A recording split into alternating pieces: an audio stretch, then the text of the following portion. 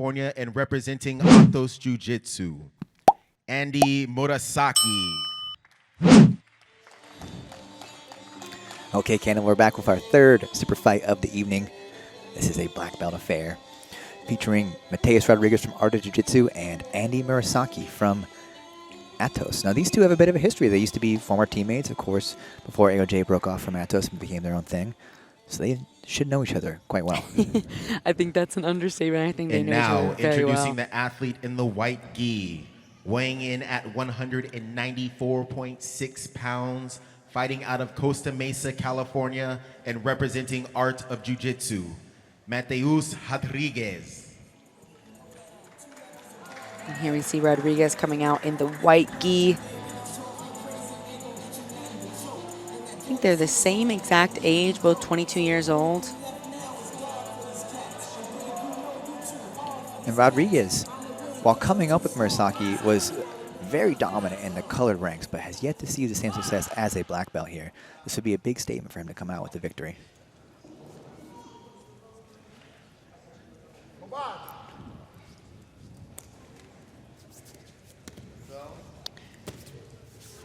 Interesting jumping action here from Mateus Rodrigues to start us off, and some big snaps with that cross collar grip.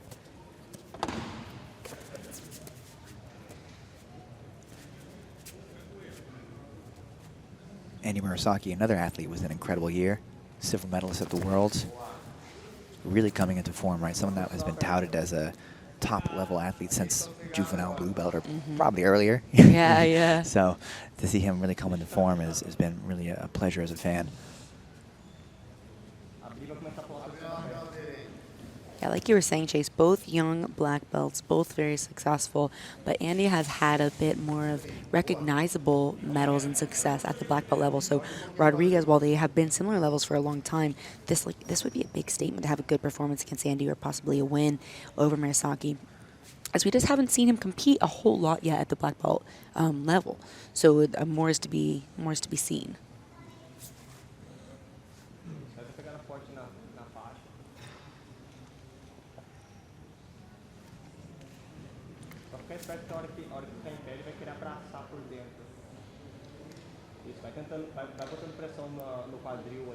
Very measured start to this match. I wonder if Murasaki was a little surprised by the heavy kind of collar drag action there we saw from Mateus Rodrigues.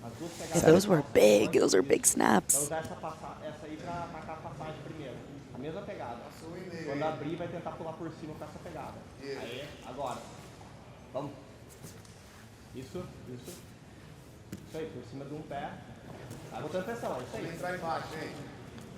Yeah, Rodrigues doing a great job with his elbows. If you notice, he consistently readjusts his elbows to have inside position and to not open up any kind of omoplata attacks or just have any room for error, right? Because Andy Murasaki fires off these attacks so quickly from the guard, and he switches from different kinds of guards back and forth. And so Mateus doing a great job keeping his elbows in, backing his hips out when he needs to. But I also don't think that he's going to be too hesitant to get to passing once there is some space.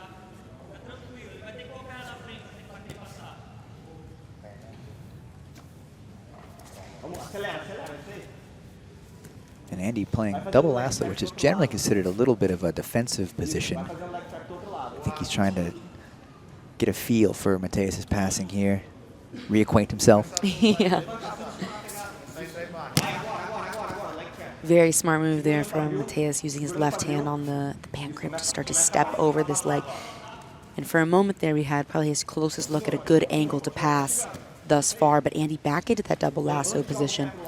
And as I say, just like I said earlier, man, he switches between guards so quickly. He's double lasso, then he's de la but now he's back into close guard. Makes it very difficult for Mateus to start getting some passing sequences together when the person on bottom is consistently switching between different guards, because as we know, if you start passing one guard and then they switch to another, now you have to almost a lot of times switch directions completely, break different grips, and then can get lulled back into a very dominant position like the close guard, as we're seeing here, which is not a position your top player wants to be in.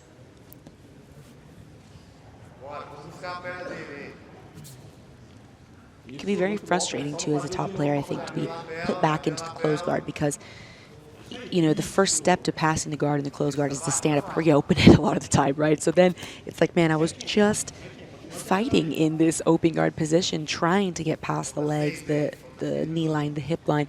Now back into the closed guard is really taking a back step in most cases because you can't really be offensive from this position at all until that guard is open. Yeah, it's very draining and frustrating potentially.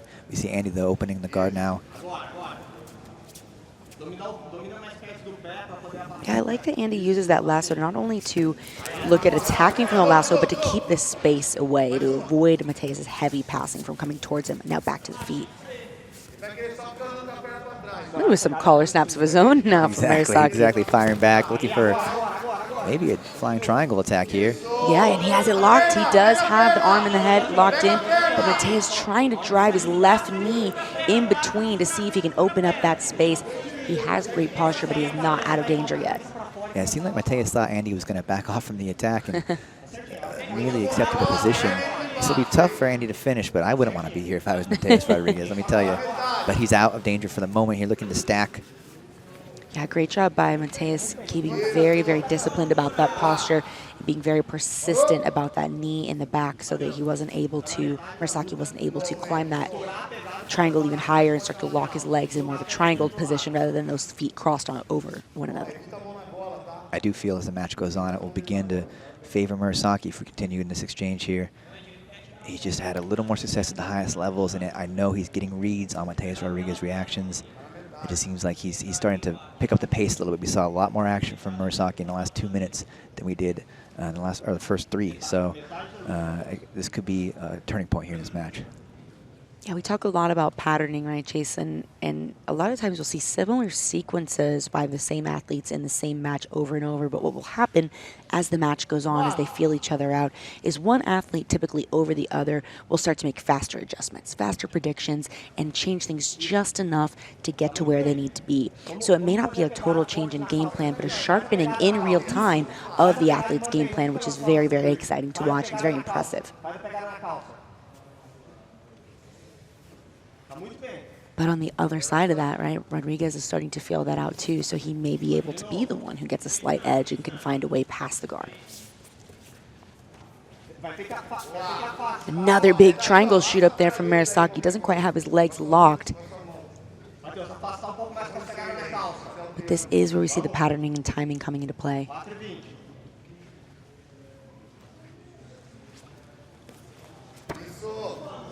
Now switching to the lower body. I think very, very smart move, switching from low. Over Mateus Rodrigues. Wow. Now they are officially in a standing position, so this would be a takedown for either opponent. I'm sorry, for Rodrigues if he finishes the 2 here. Yeah, this is the big moment for Rodrigues here if he dumps Murasaki. He would score the 2. Right. Important to know that, yeah, once they're up for 3 seconds, this is now in standing position. It's no longer Murasaki playing guard. So if Murasaki were to sit here, this would be 2 points, which is, of course, why he's not. He's staying on his feet, trying to free that right leg.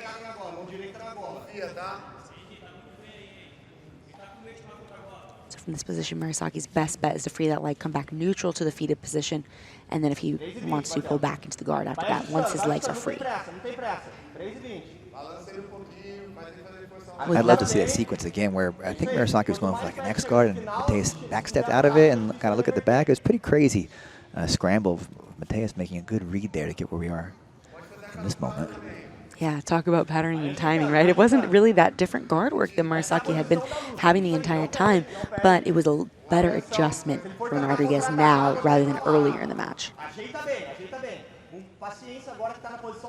Rodrigues doing a great job keeping his knees really tight because any space there can allow Murasaki to switch his foot to the outside, which now it seems he may look to do. And actually opts to keep it inside, which is surprising. So maybe he has a better idea of what he wants to do with the upper body and has a reason to keep that leg in the middle. I believe he has a grip on the collar, Murasaki does, so he could use this to kind of shoot through an attack on the neck. Little jumping loop choke action. Yeah, here. a little bit. That's what I'm thinking. But Mateus has very good posture here, right? You notice that he's trying to keep his hips in, his legs engaged. He's not dropping his head, making that loop choke a viable option just yet. But a big return here from Murasaki, but he's not free and back into the standing single leg, but he does score an advantage, and that is the only score on the board, which puts him ahead with only 2 minutes left to go. Although, right as I say that, corner referees are calling back that advantage, so the score is still 0-0. Great work from Mateus Rodrigues to keep hold of that lapel through that roll and continue on now into this sequence here. Yeah, very, very impressive to keep it through all of that, especially when you're in threat and you're in danger.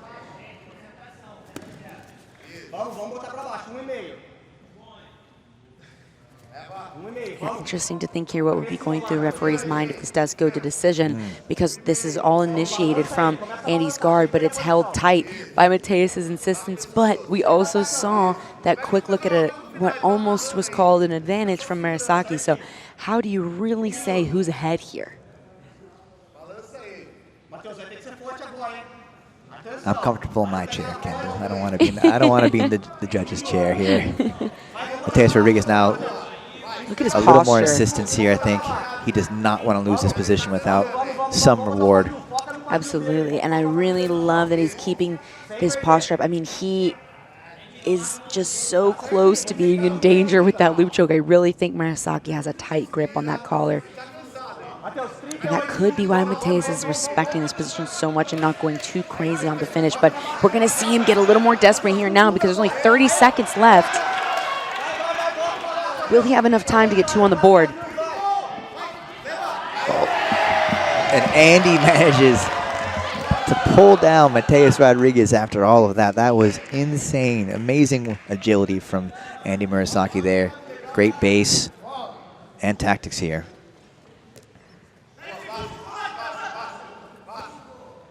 With less than 10 seconds left, that's going to be all she wrote. But Andy Murasaki, really, really incredible tactics there. And he will take the win. What a show.